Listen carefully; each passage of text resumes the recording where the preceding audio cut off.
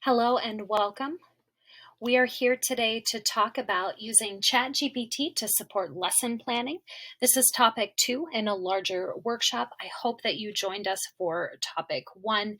Today we'll be focusing on writing questions and content for our classrooms. My name is Hannah Carnahan, and I am an expert in math and technology in education, working with Canyon Professional Development. I'm a national board certified teacher, and I graduated in 2021 from Grand Canyon University with a master's in curriculum and instruction. I've spent the last 16 years in education, and this is my 3rd year with Canyon PD. My current role is as a technology integration facilitator, and that means I get to help teachers in my school district use technology in their classroom. My goal is to make the lessons more engaging and more effective and really freeing the teacher up from some of the tasks that really require a lot of attention that a computer could do in order to give them more time to interact directly with their students and give them that human element that they need so much. I like to start all of my classes with a quote, and this one comes to us from John Dewey, who of course was a philosopher, psychologist, education reformer in the early 20th century. He says, "If we teach today as we taught yesterday, we rob our children of tomorrow." I think we've all heard this quote or have understood the meaning of this many times in our careers, that we need to keep up with the times. We need to keep up with technology, and we need to give our students an education that's going to serve them well in their future. Our 2 main objectives for today: we're going to be continuing to learn how to use ChatGPT as a thought partner when we're creating our lesson plans, and we're going to learn some tips for writing prompts to generate great lesson questions and content, to generate things that we can actually use in our classrooms. In the handout section of your STG course, you will find this KWL chart.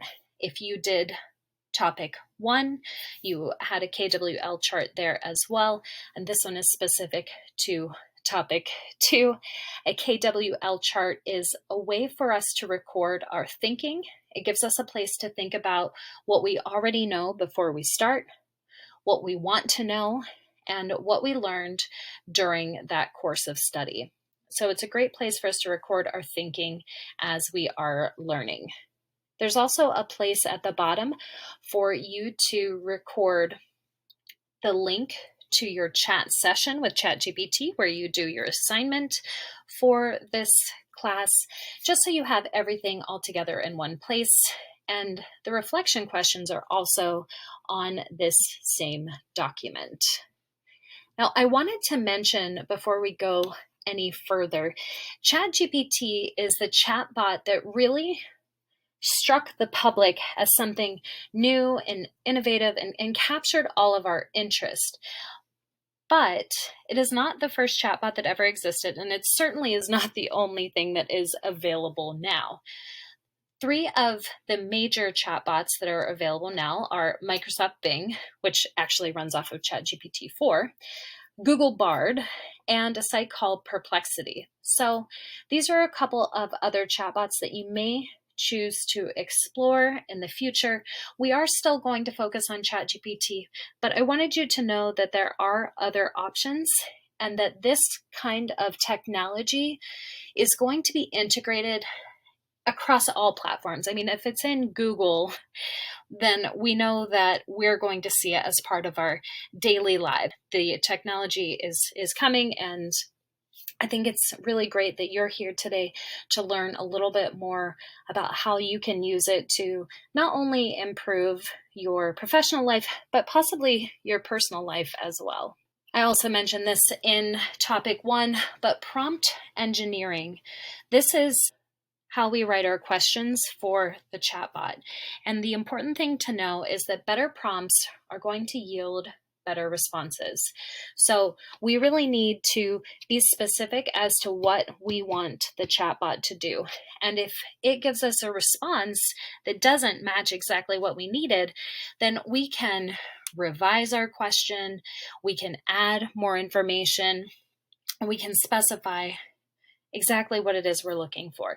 Do we want a list? Do we want a table? Do we want 5 things? Do we want 10 things? Do we want it to be written for an audience of 4th graders or collegiate professors? We can specify who we need the information for. We can specify what format we want it in, and we can really be specific about elements that we want to include. The best way to become better at prompt engineering is to practice using the chatbot. And you are going to get the opportunity to do that in today's course. So our first topic for our session is about writing questions. The chatbot can write questions that we can use in our classes. We can give it specific standards and objectives, and it can even interpret depth of knowledge, DOK. So I can say, write a question about this specific objective at a DOK 1. Or I can say, write a multiple choice quiz about this objective at DOK 2, and it can do it. I love that it can not only create multiple choice questions for us or multiple problems for us, but it can do multiple problems at once so that we have options to choose from.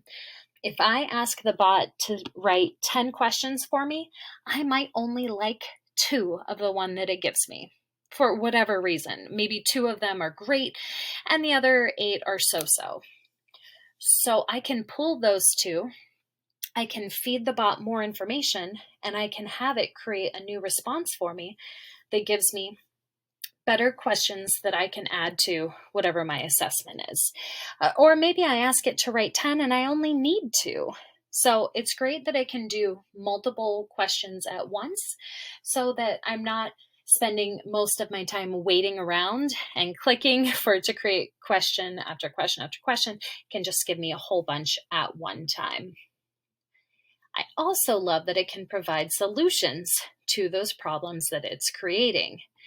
Now, in the first session, we talked about how, just like anything else that we read on the internet, not everything is going to be factual. So we are responsible as the educator in the room to make sure that the questions and the answers it's coming up with are accurate.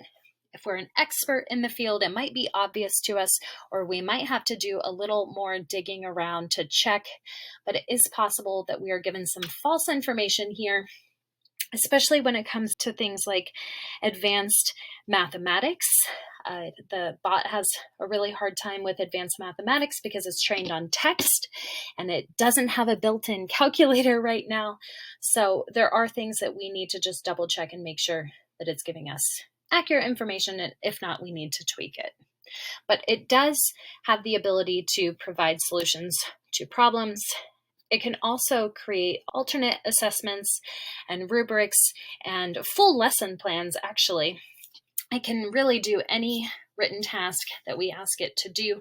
These are just a few ideas to get us started. And I want to give you some examples.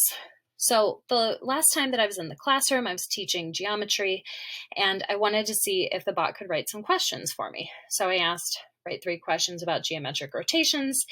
And admittedly, these questions are pretty good already, but if I create a better prompt, I'm going to get better results for my students. So now I included the actual standard, and I asked for a DOK 1, DOK 2, DOK 3. And I also asked for an answer key. So now I'm getting much better questions, and I can even see that it understands what the different depth of knowledge levels are because it's telling me recall, skills, strategic thinking, etc. And these are much better suited questions than my first prompt. But I don't really like the DOK2 because for the course I taught, we didn't really use that formula. So I asked the bot another question. Give me a different question for DOK2 that doesn't involve that formula. And I didn't even have to say what the formula was because the bot remembers what's happening earlier in the conversation. It can understand well enough to say, oh, the formula from that question, I just typed it, like I know what she's talking about. and it's able to work from there, which is excellent. Now, if I don't like this question, there is a regenerate response button at the bottom that I can just click and it will give me another one. So if this still wasn't what I was looking for, I can just click the regenerate response. I also have that option again to specify more specifically what it is that I'm looking for. But if I think I've given a good prompt and I just didn't like the output, I can hit that regenerate response as many times as I want to. All right, so that is an example for me, and now I'm going to have you do some practice, because the best way for you to get good at using this chatbot is by practicing yourself. So I'm going to ask you to do 3 things here. First, you're going to be creating some questions for a class that you're teaching. I want you to pick a specific objective or standard, and I want you to keep going with your questions and the regenerate button as long as you need to in order to get things you can actually use, just like I modeled for you here. Now, if it makes sense for the class that you teach, I'd love for you to ask it 4 questions at DOK 1, 2, and 3, even DOK 4 if that makes sense for you. And have the bot include some answers or possible responses so that you can see what that's like too. But try to make this something that you can actually use in your classroom. Next, I'd love for you to create a multiple choice quiz with 10 questions. And again, if you have problems that it's given you and you don't like them, you could have it take out number 2 and number 7 and replace them, or whatever it is you need to do, but practice your prompt engineering skills to get questions you can actually use. And finally, create an alternate assessment about an objective of your choice. So maybe you want to assess your students in a way that you have never done before, but you're not sure what that looks like. Play around with some prompts until you find something that's useful. You can pause this video, go to chat.openai.com and do this assignment. When you're finished, come back to this video. Welcome back. I hope that you had fun with those activities. And now we're going to talk about creating relatable content for our students.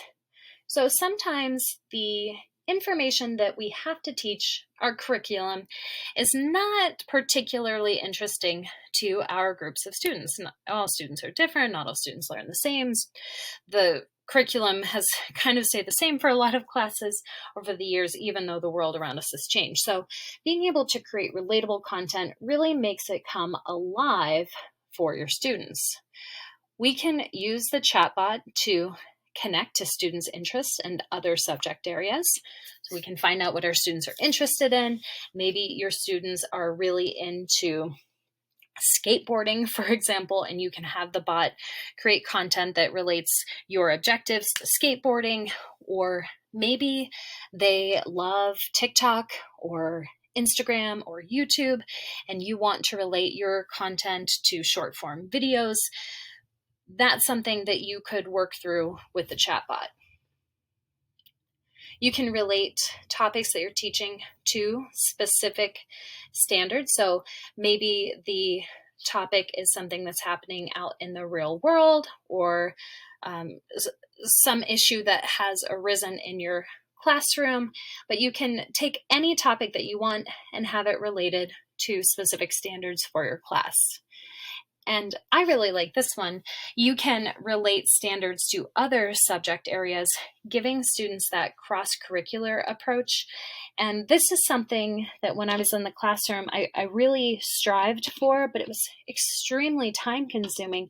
It was almost impossible for me to do on my own. I really needed a teacher who taught the other subject to bounce ideas off of, and finding that time to plan is not always the easiest. But the chatbot is always available and has a wide breadth of knowledge. So this is actually a really great use for it, is doing cross-curricular content.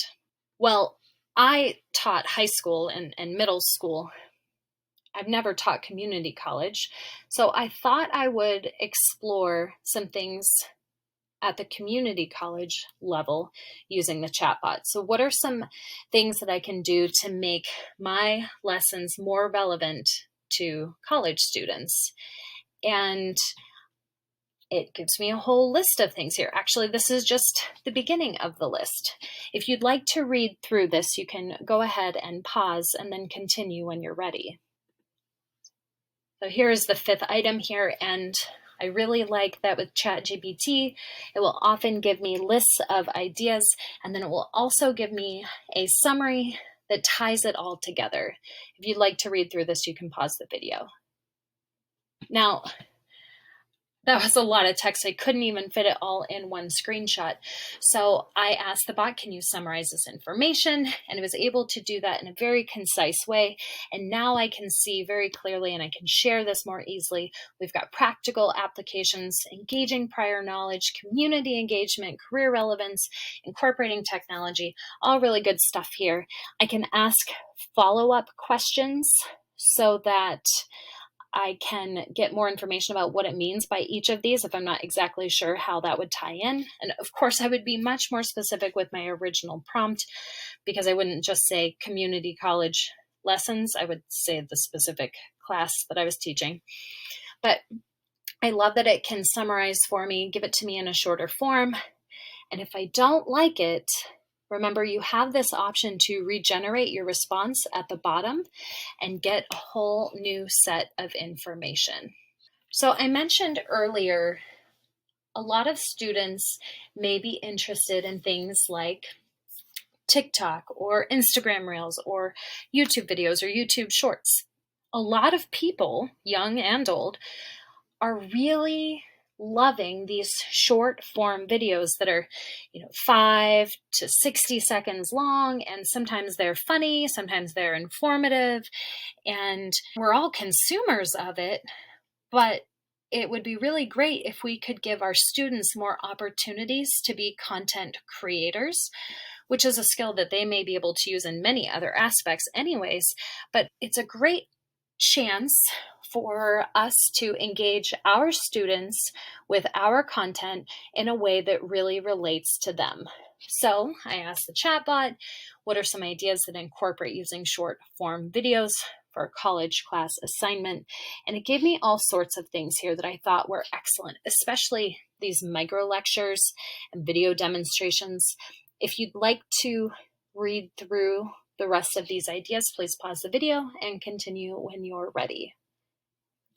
The list that it generated for me is 11 ideas long, and this was just on my first unaltered prompt. So you can imagine how many more ideas and how many specific ideas I might get if I give a better prompt to the bot.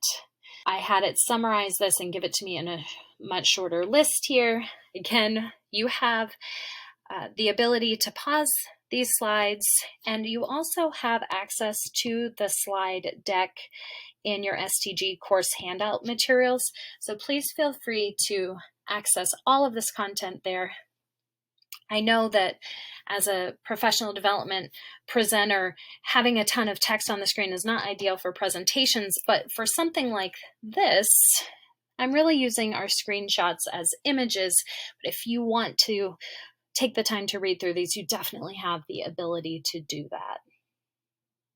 I took that list of 11 things and had the bot summarize it into a paragraph. I could have also had it turn it into a table. I could have had it turn it into Spanish or another language. And there are just so many things I can have the bot do with that information that I could do as a human writer. It would just take me so much longer than it does for the bot. So the bot can do tasks very quickly for us, and we're using our ideas to shape what we want. And it's kind of like having a really great thought partner, someone who is really smart. They've read a ton of books, they know a lot of things, and they're the one who's helping us through our projects. And it's a very smart assistant. Maybe that's another way to say it. The last thing I want to talk about before you do your final assignment is creating novelty So it's great to make our content relatable to our students and do cross-curricular things, but it's also really great when we can make our content fun and engaging in surprising ways. So the bot can write for us songs, poems, TV scripts, and it can really do these things very quickly. Something that teachers have been doing since the dawn of time is including students' first names into things, but you can have the bot create a song or a poem or a story and have the characters in whatever form that is, have the characters be the students in your classroom, and that really does create some fun and novelty there.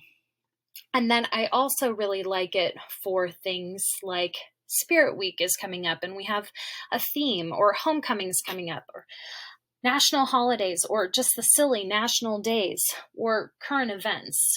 So we can take things that are happening in the real world and have the bot relate what we're doing in class to those things in a way that's much quicker than what we can do on our own. And I also want to say something else about that. The bot can generate a lot of really great ideas, but that doesn't mean that you have to use them, or you have to use them as they are, or you have to keep regenerating responses until you get the perfect thing. Maybe it gives you a really great starting point for your own personal idea. Maybe it gives you something that's like, oh, that's so cool, but it would be better if, and then you fill it in because you're the human who has interacted in your classroom with your students and really knows what's going on. But having that starting point given to you by the chatbot can really be powerful and can really be a huge time saver.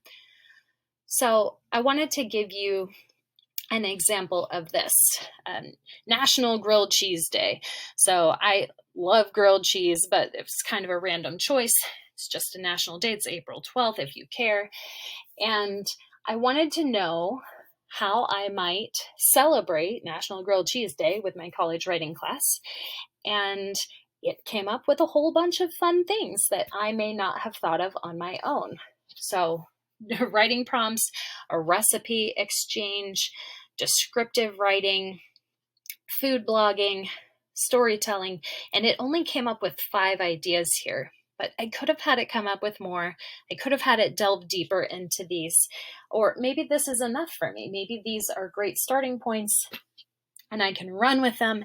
And now I know how to make Grilled Cheese Day come alive for my students. So for your last assignment for this class, I would like you to use ChatGPT to do the following. First, I want you to have it come up with an idea that relates to a student's or multiple students' interests to an upcoming topic. If you're not currently teaching a class, you can think about something from the past that might work here. But I would love if you could actually use the ideas you're coming up with here in your actual classroom. The second task is a cross-curricular connection between a current or upcoming topic and another subject area. So again, you have a lot of choice here, but maybe there is another class that a lot of your students are in and you want to make a connection there. Or maybe there's just another subject area that you really enjoy and you want to bring it in to your current topic. And finally, a way to incorporate novelty into an upcoming lesson. This is, of course, your choice. It could have something to do with a holiday or Spirit Week or a national day, something that's going on in current events. Totally your choice, but something unexpected to make your lesson just a little more fun, interesting, and novel. You can pause the video and come back when you're ready to continue. I hope that we have sparked some ideas for you today between the ideas I've given you and the ideas from the chatbot and your practice. I hope that you have some things to carry forward to your classroom. I wanted to give you a chance to reread this quote from John Dewey and think about how personally learning to use AI is going to help you as you eventually are teaching your students how to use this powerful tool as well. I think it's important to end any sort of learning with a chance for reflection. These questions are typed for you on your KWL chart if you'd like to take a minute to reflect and think while this is all fresh in your mind. You could pause the video and return when you're done. And finally, we always end our Canyon PDs by telling you about our why. We want to tell you why we exist. We want to empower, educate, and inspire you to take action and fulfill your purpose and serve others. We cannot do this work without you. Generative AI is going to change the world as we know it, and I hope that what you learned here today will help you begin to change with it and bring those around you along for the ride. Thank you so much, and I hope to see you in a Canyon PD soon.